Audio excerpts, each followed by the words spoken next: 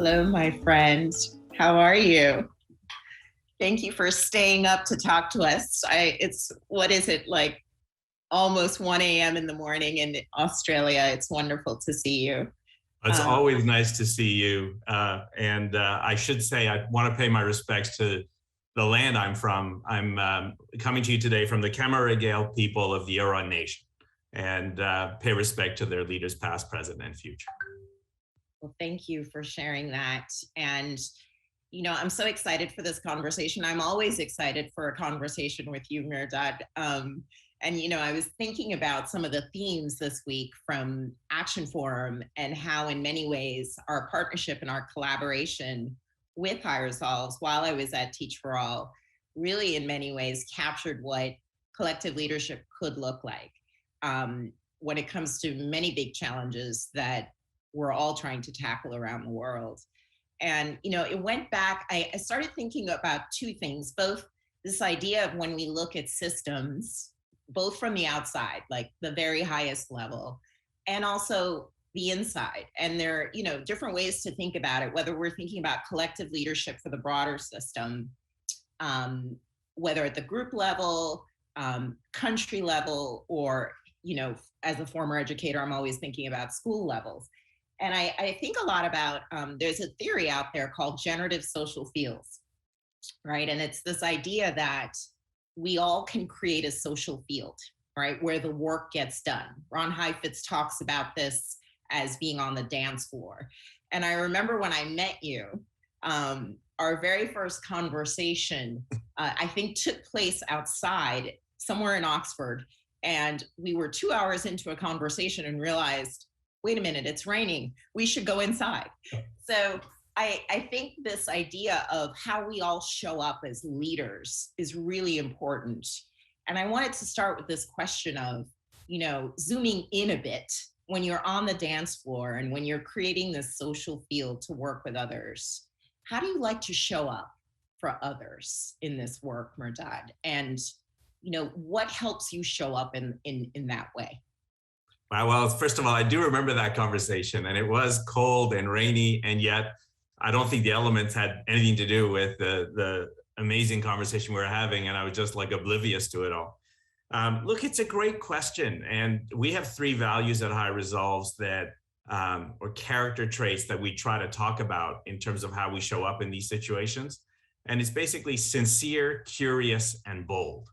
And it's a really interesting combination, those 3, because sincere means really show up with a genuine desire to listen, understand where the other people are coming from, and spend more time listening than talking. And I think the curious is, you know, and with a sincere intent to do something that's good for the whole. The curious is not just sort of asking questions, but thinking about the why nots. You know, ask why wouldn't we do something like this? And then the bold bit is about not just being comfortable with the incremental, but beginning to imagine something that could be even bigger and pushing the group, if you want, to something that might be bolder than we might otherwise have done. So it's a combination of those 3 for me. Yeah. And, you know, what was interesting is I felt that because I felt more curious after talking to you, and I felt, you know, wow, I think we can do this. I wasn't sure how we were going to get it done, but I'm like, yeah, let's scale this across the world. And then we brought other people into the social field, and I feel like that energy we created expanded. And I wanted to sort of check in with you now on, you know, Project Amplify is something we did specifically that started in Mexico and then grew, and it's amazing to see the impact that it's made just in a few short years, especially during such challenging times. When you think about what you had set out with Roya and others at High Resolves to create, and you think about what's going on in our world right now, you know, to me, it was so obvious that this needed to happen. When you think about what was happening in our schools, yeah, which to me are just microsystems of the broader systems around us. And as someone who's been in the education field for so long, I knew, you know, giving our kids the skills to tackle working across difference was not something we were doing, at least in the United States. So it's amazing to see that this has grown so much. And I'm super curious to hear your thoughts. What have you learned about this ability to scale, what High Results is doing with students? And maybe, speak to that one more time for the audience, just so that they understand what you all do. Like, what is working and what is giving you hope? Well, it's one of those great questions because it can take you into so many different fields. But for us, I think the big realization was that we're not doing enough in schools to activate the sense of human responsibility that we have, that each individual needs to have for the collective. I mean, this idea of actually building a sense of collective leadership in all people. And it's not because teachers don't want to do it. It's not because parents don't want their children to learn that. There's a whole bunch of other factors, structural, like time limitations, everything's expensive, that get in the way. And what we have tried to do is bring together a large group of providers and get education providers that create civic programming and learning experiences, create a common platform where those could be shared and used very easily. And what you saw Jean-Claude talk about on the video, along with our other partner, Raj Vinakoda and the Institute for Citizens and Scholars, we want to introduce a platform that will allow schools to access all of this civic learning material on almost like a Netflix-like basis, $250 a month, and you have all you can use from all the different providers. And in a way that allows you to capture the data, in a way that allows you to assess whether these skills are being developed, whether people are more independent thinkers that have better news literacy skills, whether they know how to collaborate with each other more, whether they have a higher sense of shared humanity. All of those things are part of the kind of programming that the dozens of providers in this community could help schools do. And that's what we're really trying to bring to market and to allow it to scale, because it's at a price which is a lot less than what it has been in the world before. Yeah. And it's fascinating to see that even during a global pandemic, someone spoke to this earlier, that even in the biggest challenges that we're facing, there's always an opportunity, right? So it's just fascinating to me that you figured out how to do this even cheaper than how you were doing it prior to the pandemic. So let me ask you this question about collective leadership. And when you think about so many of the themes from this week has been around, how do we see ourselves in others? How do we build relationships with others who are different than us, who may, below the conflicts we face, which I believe are so connected to just different values, how do you see no stranger, right? Mm-hmm. And think about collaborating with others who may not share your belief and value on why it's important that we get young people to work across difference, or even that we prioritize something that's a soft skill in our schools. Like, how do you build those partnerships, in a way that brings people along and that gets at the bigger problem that you're trying to make progress on? It's a great question, Diane, and it is really increasingly difficult to do this work of bridging. But I think that there are still points of commonality that can be found and points of unity.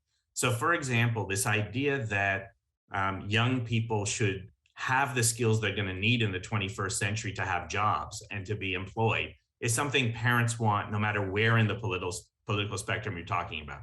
So the ability to be better storytellers, the ability to be better at working in groups, is not the exclusive domain of the right or the left. Both sets of parents want that for their kids.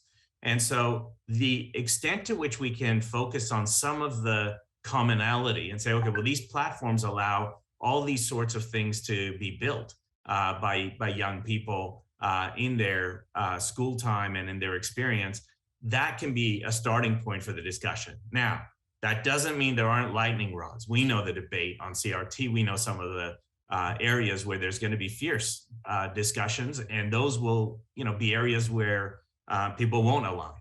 But that doesn't mean that all schools can't have a platform that allows you at least the choice of having all this stuff. And maybe by starting with the lowest common denominator and at least the shared amount, there's a starting point to then experiment with and grow into some of the other spaces and learn a bit more from each other. At least that's my hope. is that it is possible to find that initial starting point to build off of. Yeah, I agree. And I've seen that in terms of what you've built at High Resolve. So sort of zooming out now and thinking, I'm a fellow, like this week I participated in sessions on closing the racial wealth gap. Improving food security around the world. There's such huge, gigantic problems. And one thing I've learned about system change, and I know you know this very well, is you cannot do it alone, right? And if I'm a fellow working on a problem that can make huge impact around the world, what works when it comes to collaboration? Like what advice would you give to other fellows having built, High Resolves and scaled it now around the world, or you're in the process of it? What have you learned, and what can you share with others about making those connections, building those relationships, establishing the trust, especially across difference and across cultures and countries? What can they learn from you? Yeah. It goes to the core of what the AGLN is all about. I mean, we do have shared values. We have a shared language. We have a shared commitment. And we have to preserve those things, because that is the basis of the trust that you're talking about. And I think in our experience, what happened was, you saw in the video Dado from Brazil talking about what he and Lena did in Brazil. It's what you and our team did together in Mexico to get started. But it's also Ellie Wortman in Israel. It's also, when we started doing the work in Mexico, getting Cesar Conde to help put those videos on Telemundo throughout Latin America. It's reaching out to Jacqueline Novogratz with Acumen and the collaboration that we could do together. So I think the idea is not to feel inhibited in reaching out and asking. And I think as an AGLN group, for us to say, we need to consider what we can do to amplify the work of each other. And so what that means for me, it means, yes, okay, Roy and I are working on High Resolves, but if another fellow asks me to contribute to something else, my answer shouldn't be, well, I'm doing High Resolves, I'm done. I should think about what can I do to help amplify that other thing as well. And similarly, I think we've done all this work, 15, 16 years of work to learn about what kind of citizenship education really has impact. So if any fellow around the world wants to do this kind of work in their country, they should call us. And in the US, certainly, the Pahara Fellows and others, if they want to do this kind of work in their school systems, tap into this work that's been done. We would be more than grateful to share that and to amplify our collective impact on the group. And we shouldn't do that just on civic learning and citizenship education. We should do it on the whole host of problems. That was Manoj's question to Cheryl right at the end, is what are the issues that would be the highest priorities for the AGLN to focus on? Let's pick a few, and as a group, let's amplify that work. Yeah, as Peter Reiling used to refer to the AGLN network as the intergalactic army of the just. And, at first that threw me off, but then after being in this network for 15 years now, I've come to realize, there are few people that I've met in this network that I wouldn't collaborate with. Like, I will take everyone's call, I will respond to you because I know we share the same values, and I know we're all working towards creating that good society. So thank you for that, Mehrdad. And I'm so excited about the work you all are doing. When I think about it, it just brings like this lightness to my heart, because I remember the people and I remember what we were trying to accomplish with Project Amplify. So I'm so excited to see that it's grown, and I hope it continues to grow, because we need the work that you're doing now more than ever, given all of the problems we're facing around the world. So thank you. Diane, thank you so much for it. Project Amplify was one of my favorite things to have done in the last few years. And you'll remember the photo of the group dressed up as the Avengers. And it's one of my favorite memories of a group of people doing something extraordinary together. And I think the past few days have been great with the readings. And you mentioned the See No Stranger reading, which asked, when I get overwhelmed, I ask, what's my role in this moment? And it says, I remember that I only have to shine my light in the corner of the sky, my corner of the sky. And what I found powerful about that was that right now in the world, it feels like the sky is dark, right? There's less hope. It's a very difficult time to be optimistic.